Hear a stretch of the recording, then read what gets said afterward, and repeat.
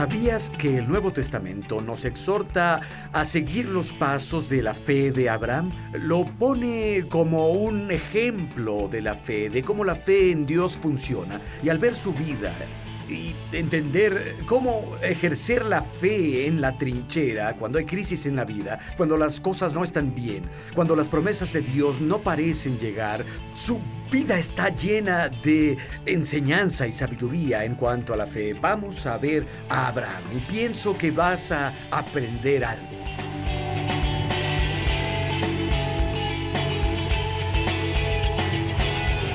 Estudiaremos a un hombre que pagó el precio más alto, aceptó dar la vida de su hijo. Estamos hablando de Abraham. Nos cuenta el libro de Romanos que sigamos el ejemplo de la fe que Abraham tuvo. Y quiero que abran sus Biblias en Hebreos capítulo 11. Hebreos capítulo 11. Y quiero hablar de 5 aspectos o características de la fe de Abraham. Cuando lo encuentren, oremos.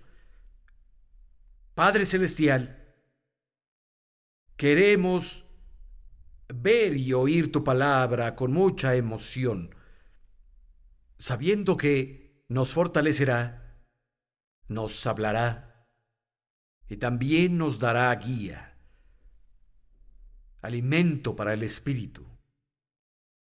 Señor, escuchamos con la intención de no solo ser escuchas, sino hacedores, de poner tu palabra en práctica. Sabemos que magnificas tu palabra sobre tu nombre, y tu palabra es para siempre en el cielo, y nosotros la ponemos en nuestros corazones. Tu palabra es nuestra autoridad final. En el nombre de Jesús. Amén. Los 5 aspectos de la fe de Abraham. Número 1, cuando lees de su fe en las Escrituras, vemos que su fe fue una fe obediente. Hebreos 11, verso 8. Por la fe, Abraham obedeció cuando fue llamado para ir a un lugar que recibiría como herencia, y salió sin saber a dónde iba. Por fe obedeció. Recuerdo que hace muchos años estaba de vacaciones con la familia, con Janet y los niños pequeños. Nos quedamos en un condominio en Isla Grande de Hawái. Y justo enfrente estaba la IWAM, una misión de jóvenes, donde los jóvenes iban a hacer su discipulado y luego iban a una misión particular por 1 año o más tiempo. Fuimos ahí un día a visitarlos y buscamos a alguien que nos mostrara el lugar. Hallamos a una señora y con mucho cariño nos mostró el lugar, respondió a nuestras dudas y le pregunté qué hacía ahí. Resulta que fue una secretaria de alto nivel, de hecho la secretaria del presidente de la compañía Fortune 500. Tenía una posición asegurada, ganaba bastante y su esposo era un ingeniero exitoso.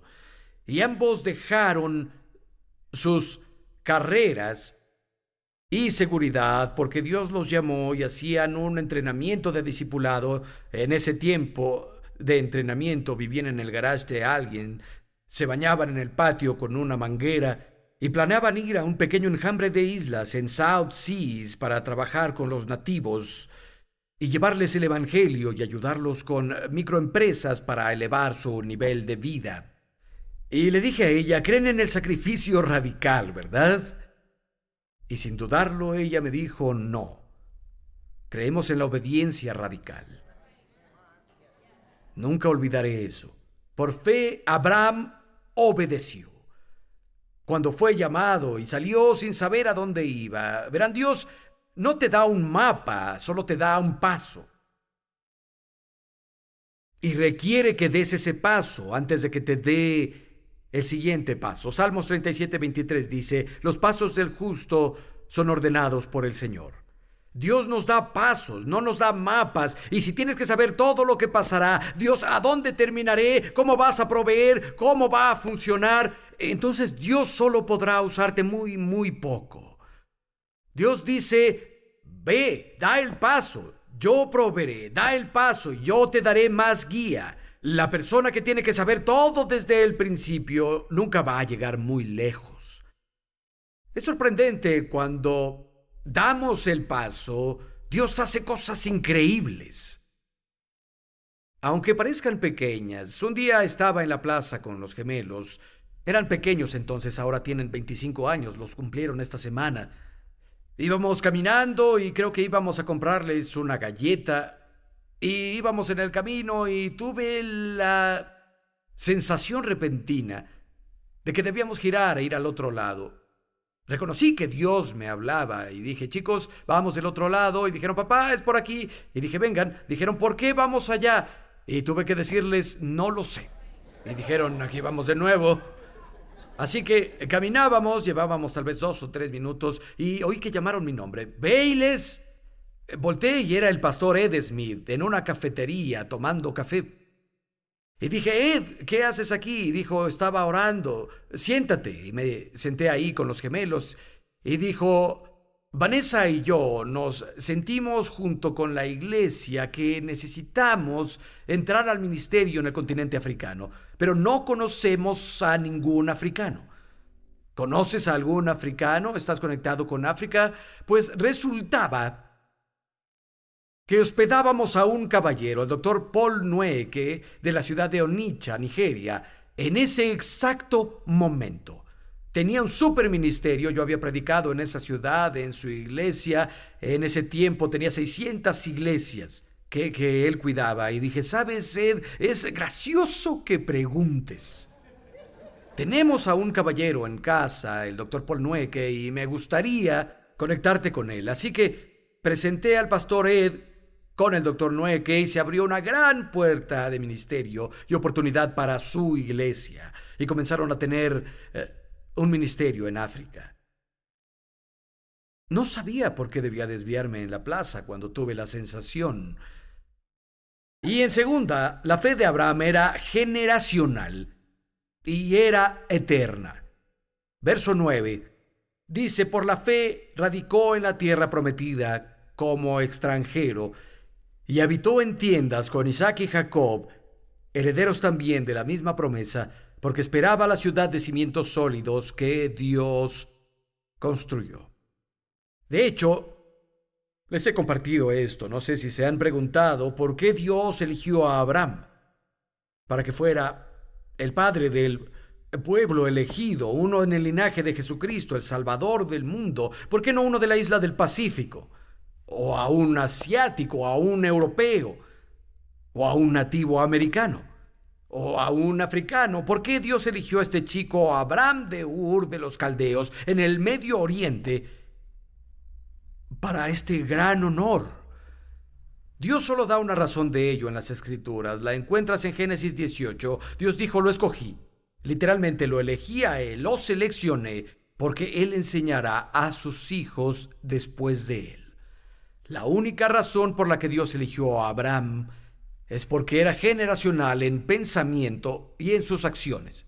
Piénsalo, vivía en tiendas polvosas en la tierra prometida, sabiendo que él personalmente no la heredaría, sino que las generaciones futuras la heredarían y se volverían residentes permanentes. Hizo todo esto por las generaciones futuras.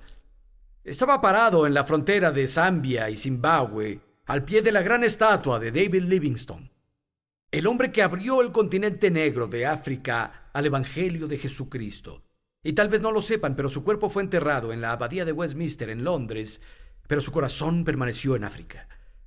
Antes de que lo enviaran a casa, los africanos tomaron su corazón y lo enterraron allí. Él le entregó su corazón a la nación.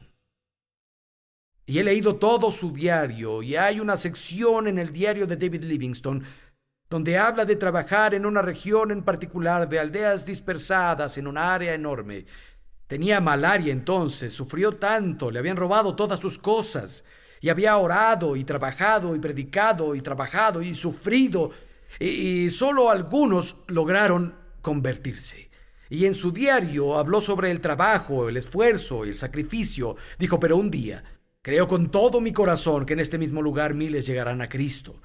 Y casi 100 años después de ese día, Reinhard Bonnke hizo una cruzada en ese mismo lugar y 300,000 africanos llegaron a Cristo en menos de una semana. ¿Quién preparó la tierra para eso? Fue David Livingstone. con su pensamiento generacional, con su fe generacional. Y la fe de Abraham no solo era generacional, era eterna. Dejó Ur de los Caldeos cuando Dios lo llamó. Era una de las ciudades más prósperas e influyentes en el mundo antiguo, una de las más desarrolladas. Los arqueólogos han descubierto mucho y tenían casas de 2 pisos de ladrillo con patios, tenían calles con adoquines, con sistema de drenaje subterráneo, tenían edificios magníficos y templos, era el centro de los negocios y el comercio. Y por fe él dejó todo eso y se volvió un peregrino que vivía en tiendas para llevar a cabo el plan de Dios. Dice, como vimos en el verso 10, esperaba la ciudad de cimientos sólidos que Dios construyó. Tenía una perspectiva eterna, aceptó la voluntad de Dios y anduvo en sus caminos. Fue difícil, fue peligroso, pero sabía que una recompensa lo esperaba, como cantamos en el gran himno Gracia Maravillosa. A través de peligros, esfuerzos y trabajo, he arribado. Su gracia me ha llevado a salvo, su gracia me llevará al hogar. Hogar, hablando de un hogar eterno. Cuando llevemos ahí 10,000 años, brillando fuerte como el sol, tendremos más días para cantarle a Dios alabanzas que cuando comenzamos. Dios recompensa en la tierra, pero la mejor de las recompensas está esperándonos en la eternidad, y nuestra fe debe ser eterna en general. Tenemos un amigo que ministra en el Medio Oriente, nació en el Medio Oriente, y vive en un área muy peligrosa del mundo. En los últimos meses, cientos de creyentes han muerto cerca de su casa. A su padre lo mataron frente a su casa los extremistas religiosos. Hace unas semanas su primo sufrió un disparo en el estómago y en el brazo por extremistas religiosos. Siente conflicto y es muy abierto al decirlo porque tiene esposa e hijos pequeños. Pensó en mudarse a los Estados Unidos, donde podría estar relativamente seguro comparado a donde está, o mudarse a Europa, pero se quedó. Porque dijo, me llamaron aquí y amo a estas personas, y si no les predico el evangelio, ¿quién lo hará? Tiene la mente en lo eterno. No solo por la comodidad temporal y la bendición temporal, su obediencia a Dios tiene una eterna recompensa. La tercera cosa sobre la fe de Abraham es que era una fe que produce milagros. Vayan conmigo al verso 11, por favor. Dice, por la fe Sara, que era estéril, recibió fuerza para tener hijos a pesar de su avanzada edad, porque consideró fiel a quien se lo prometió. Así que de este solo hombre, ya en decadencia, nacieron descendientes numerosos como las estrellas del cielo e incontables como la arena a la orilla del mar. Sara es mencionada también. Significa que Sara y Abraham recibieron fuerza, y la palabra fuerza es la misma en griego que se traduce en el Nuevo Testamento como milagro. La misma. Significa fuerza sobrenatural, significa una intervención de Dios, significa que pasa algo milagroso, y ellos recibieron un milagro. Ella tenía 90, Abraham tenía 100. Ella era estéril, nunca antes había concebido. Abraham tenía un pie en la tumba y tuvieron a un hijo, Isaac. Recibieron el milagro porque juzgaron con justicia a quien les prometió. Tanto la fe de Abraham como la de Sara se afirmaba en la promesa de Dios y en la fidelidad de aquel que lo prometió. Se los voy a citar, escúchenlo. Es de Romanos 4 sobre Abraham.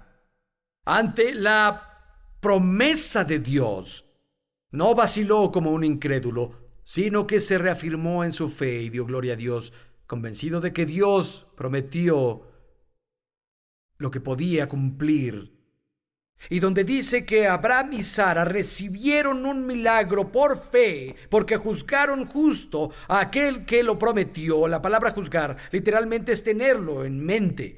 Significa tener en mente, en el pensamiento, o ensayar algo. El rey David lo puso así en el Salmo 37, dijo, aliméntate de su fidelidad. Aliméntate de la fidelidad de Dios, y lo haces leyendo sus promesas.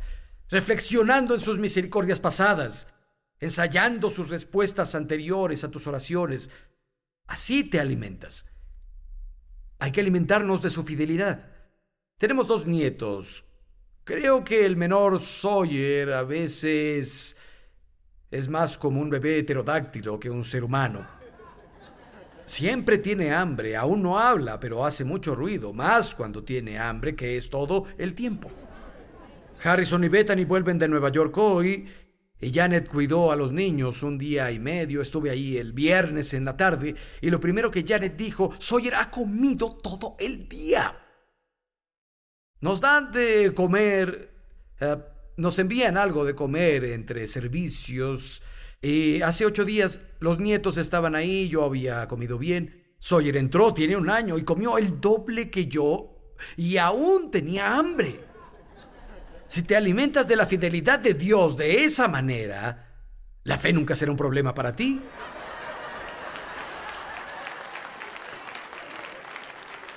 Va a ser tan inconsciente como respirar. No tendrás que intentar creer. La fe es inconsciente cuando te alimentas de la fidelidad de Dios. Y el cuarto aspecto de su fe es que era una fe de sacrificio. Vayan conmigo al verso 17 de Hebreos 11. Por la fe Abraham fue puesto a prueba y ofreció a Isaac, el que recibió las promesas, ofreció a su hijo único llamado. A pesar de que dijo: tu descendencia se establecerá en Isaac, consideró que Dios tiene poder hasta para resucitar a los muertos, y así recobró a Isaac en sentido figurado. Dios probó el corazón de Abraham. Al leer la historia en Génesis 22, Dios llamó a Abraham y él le dijo: aquí estoy, quiero que tomes a tu hijo único Isaac, a quien amas, llévalo a la tierra de Moria y sacrifícalo en una montaña que te mostraré. ¡Qué prueba para el corazón del anciano! Él y Sara esperaron 25 años para obtener a ese niño, el hijo de su vejez, el deleite de su corazón, y ahora les dice: mátalo. Y no solo eso, quiero que queme su cuerpo. Tal vez el chico estaba en el primer lugar del corazón de Abraham, y Dios le preguntaba: ¿aún soy el primero en tu vida, Abraham? Hay ciertos aspectos de lo que Dios le pidió a Abraham que hiciera que no aplican a todos nosotros. Fueron únicos por varias razones que veremos antes de que terminemos hoy. En principio, hay una aplicación para todos, porque Dios periódicamente le preguntará a todos sus hijos que renuncien a cosas que son preciadas para ellos, para probar nuestros corazones. Pondrá su dedo en algo de nuestra vida que sea preciado y preguntará: ¿estás dispuesto a renunciar a esto por mi reino? ¿Estás dispuesto a dejar esto si te lo pido? No es bueno cuando nuestras posesiones nos poseen. Pero creo que Dios quiere que estemos dispuestos a dar lo que sea, donde Él ponga su dedo. Nuestra fe, si vamos a seguir los pasos de Abraham, uno de esos pasos es el sacrificio. Y finalmente, su fe era portentosa en cuanto a que era la señal de que algo vendría. Vamos a ver el lenguaje aquí en lo que acabamos de leer. Dice Abraham que ofreció a su único hijo amado. ¿Esa frase le suena familiar? Y en el verso 19, que lo levantó y lo recibió de nuevo como si hubiera resucitado en sentido figurado. ¿Eso te suena conocido? Si lees toda la historia en Génesis 22, es obvio que todo lo que Dios le pidió a Abraham era una señal apuntando al Calvario. Lee la historia. Isaac nació por un milagro. Nació de un vientre estéril. El nacimiento de Jesús fue milagroso, salió del vientre de una virgen. Isaac fue llamado el hijo único, amado de Abraham. Jesús es el hijo único, amado de Dios. Isaac tenía unos 33 años cuando subió al monte Moria con su padre para ser sacrificado. Jesús tenía 33 años de edad cuando subió al Calvario para sacrificar su vida. La historia dice que Isaac llevó madera en su espalda para el sacrificio. Jesús cargó su cruz. Isaac fue atado. Jesús fue atado. Isaac se sometió a la voluntad de su padre. Jesús se sometió a la voluntad de su Padre Celestial. Algunos historiadores dicen que el monte Moria, donde este episodio tuvo lugar, donde estaban Abraham e Isaac, es justo el Gólgota o la colina del Calvario. Y si no es la misma colina, es la locación geográficamente idéntica con un grupo de colinas. Virtualmente es el mismo lugar. En la historia dice que al tercer día Isaac fue ofrecido y se levantó. Jesús resucitó de los muertos al tercer día. ¿Saben? Cuando subían a la montaña, Isaac le dijo a su padre: Padre, veo el cuchillo, veo la madera para el sacrificio, pero ¿y el cordero? Y Abraham dijo: Dios proveerá el cordero, hijo mío. Y Abraham estaba listo para enterrar el cuchillo en su hijo. Dios lo detuvo. Y dijo: Abraham, sé que no me niegas a tu único hijo amado. Cuando volteó, había un carnero con los cuernos atorados en un arbusto. Se encontró el sustituto. ¿Y sabes qué? Dios no nos negó a su único hijo amado. Nosotros íbamos a morir por nuestros pecados. El precio del pecado es la muerte, pero se encontró un sustituto. El nombre es Jesucristo y se ofreció en el altar de la cruz del Calvario para liberarnos. ¡Qué impresionante Salvador! Y la Biblia dice que al tercer día resucitó para nuestra justificación. Y si crees eso, Romanos 10, 9 y 10, si tú crees en tu corazón que Dios levantó a Jesús de los muertos y lo confiesas con tu boca como Señor, Dios te llevará a una relación llamada salvación. Solo quiero darte la oportunidad de hacer eso hoy. Todos haremos una oración juntos, pero si nunca le has pedido a Jesús que sea Señor de tu vida, hoy es tu día de libertad. Te tengo noticias. No se trata de un ritual religioso.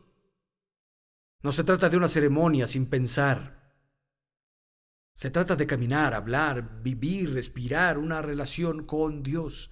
Quiero que cierren los ojos y guarden silencio.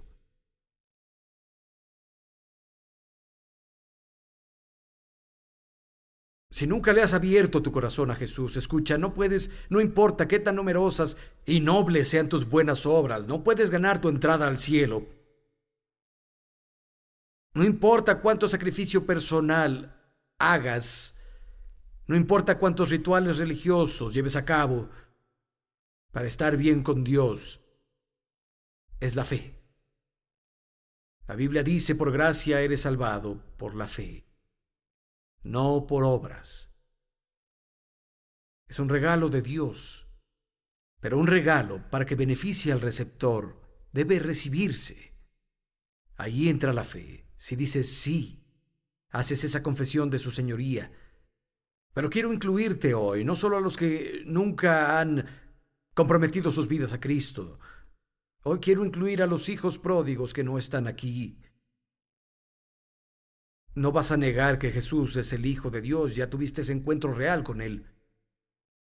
Pero sabes que tu estilo de vida está en conflicto con lo que predicas ser. Hay un gran contraste entre lo que predicas ser y cómo vives. La palabra para eso es ser tibio. Quiero invitarte a volver a Dios hoy, hijo pródigo. Es hora de volver a casa. La buena noticia es que Dios no está enojado, pero no quiere seguir coqueteando con el mundo, jugando en el territorio del enemigo. Es un lugar peligroso. Entre más estés fuera, más endurece tu corazón. Debes arrepentirte, volver a casa, ser restaurado. Comienza a vivir para Dios con todo tu ser. Pon tu mano en el corazón. Vamos a orar juntos. Pon el corazón a estas palabras. Dios está buscando un corazón sincero. Dios, gracias por amarme tanto, que permitiste que tu Hijo muriera en mi lugar. Jesús, gracias por ir a la cruz, por pagar el máximo precio por mí. Creo que fuiste resucitado de los muertos. Hoy tomo la decisión. Te doy mi corazón. Te confieso como mi Señor. A partir de este momento, mi vida ya no es mía. Todo lo que soy y lo que tengo, lo pongo en tus manos, Jesús.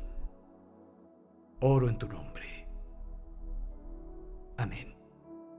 Maravilloso. Voy a dar un aplauso.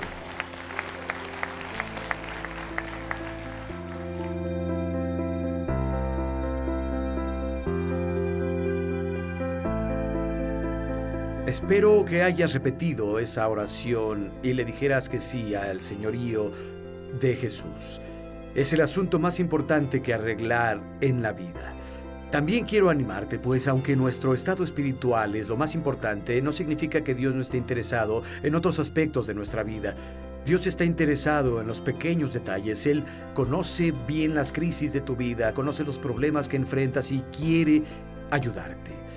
Siento en el corazón que alguien me está viendo, está profundamente desanimado. Sabes, Dios te ve y quiere ayudarte. Quiero animarte a que no te rindas. Al ministro que me está viendo ahora y se siente desanimado, no te rindas. Sigue fiel al Señor. Él no se rinde para ti. Los dones y el llamado de Dios son irrevocables. Dios no cambia de opinión. Y hay un futuro y esperanza para ti. Desearía tener más tiempo, me encantaría saber de ti. Escríbeme, envíame un email y hasta la próxima. Que la bondad de Dios esté contigo siempre.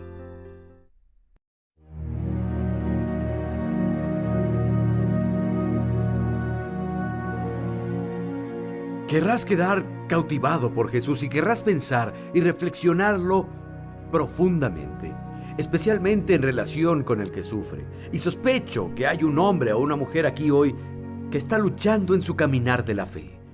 Esta jornada en la que estás con Dios ha tenido obstáculos y tal vez enfrentado imprevistos que te han agotado de alguna forma. Estás cansado en tu jornada. Lo que necesitas es ver a Jesús. En la serie de Bayless Conley, Considera a Jesús, encontrarás la esperanza y guía que necesitas para vivir una vida profunda y plena. Usa la información en pantalla para obtener la poderosa serie de Bayless Conley, Considera a Jesús. Esta serie de 2 mensajes está disponible en CD y DVD. Y el Padre vio a Jesús y dijo: los acepto en ti. Son aceptados en el amado. El sacrificio se hizo.